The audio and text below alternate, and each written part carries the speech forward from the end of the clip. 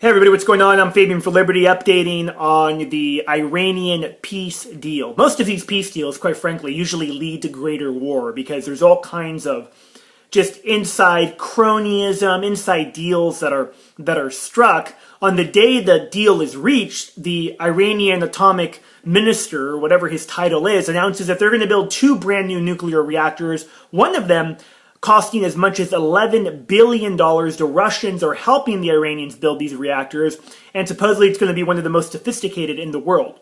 The Israelis are against this. The Saudis are against this. The Saudis coming out today basically saying that they're going to be buying nuclear weapons from Pakistan. They likely have had nuclear weapons for a while.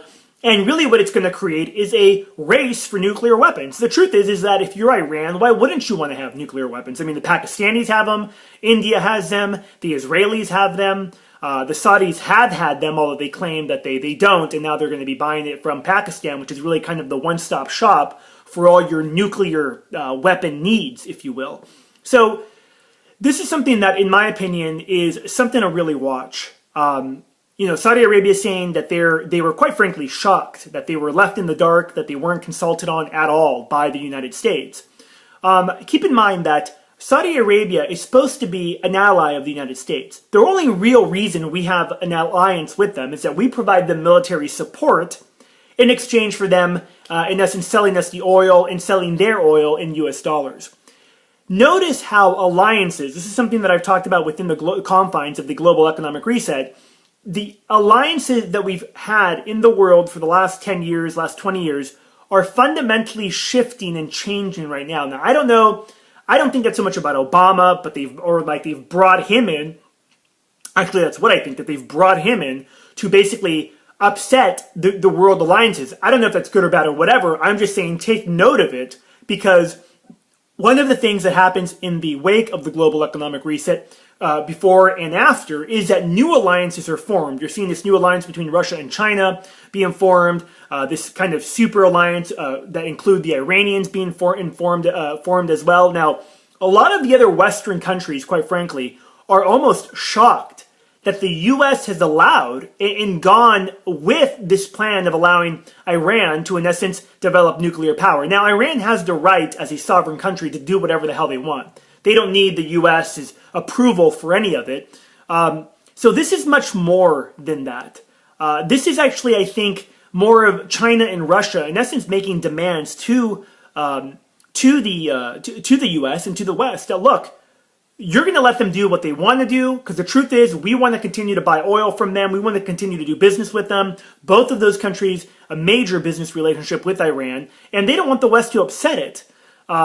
So I would closely follow this. Now, I did in the last week, there's been 2 major announcements with China that have come out. One of them being that China is going to basically stop stockpiling dollars, something that directly benefits a majority of Americans. The next thing is that they created this kind of no-fly zone, if you will, a militarized zone that encompasses the disputed islands off the coast of Japan that are claimed by the Japanese, claimed by the Chinese, and also claimed by Taiwan. A lot of developments happening globally.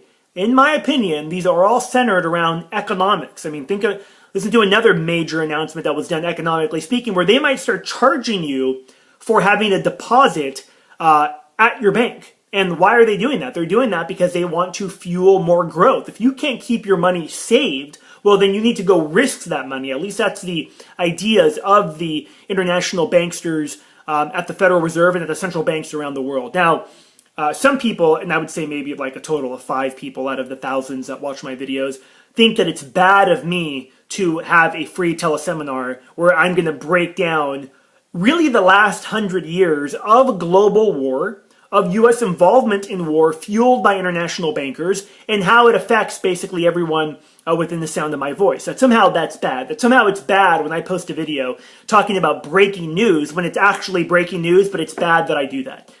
And last point is this. The world's about to fundamentally change. And I've always told you, don't listen to anything I say, don't take my word for anything, do your own research. That's most powerful, right? If you listen to somebody else, well then it's kind of like, well, that's what Bob said. But if you do your own research and you know, like the research I've done, for example, into the JFK assassination, right? He was totally murdered.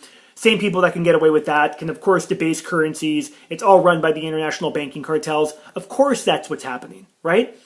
But I've done my own research, so I know that, like, with everything in me. Just like I know that, having gold, having real estate is the way to go instead of having cash in the bank, which is being devalued every single day. But that's a much more powerful position than hearing it from Bob or from, Jane or Sally or whatever. Remember, the power lies with you. The individual is the most powerful thing there is. And they try to tell you got to be part of the collective or whatever. When people try to wake others up, that somehow is bad. Like I said, the world's about to fundamentally change. December 4th, I surely don't have all the answers, but I can tell you what I know, what I hear from some pretty high-level financial people. December 4th, I'll be hosting a free conference call that you could participate in. The link is below.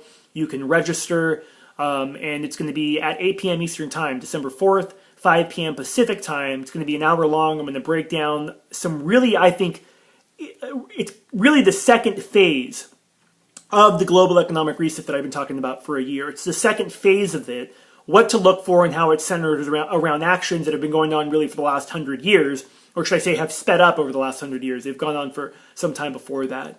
What do you think about Iran being able to now have nuclear energy, and what many people believe, they're going to basically announce a bomb? Now, my sources, the research that I've done, top military brass, says Iran already has a nuclear missile. Or not a missile, but a nuclear device. Whether they can deliver it is a different story. I will go on record right now and say that Iran, before 2016, unless something happens economically or excuse me, militarily speaking, before 2016, before Obama's out of office, if he ever is out of office, they will announce that they have tested and detonated successfully a nuclear device. What do you think about that? I'm Fabian for Liberty. Thanks for watching. I'm out.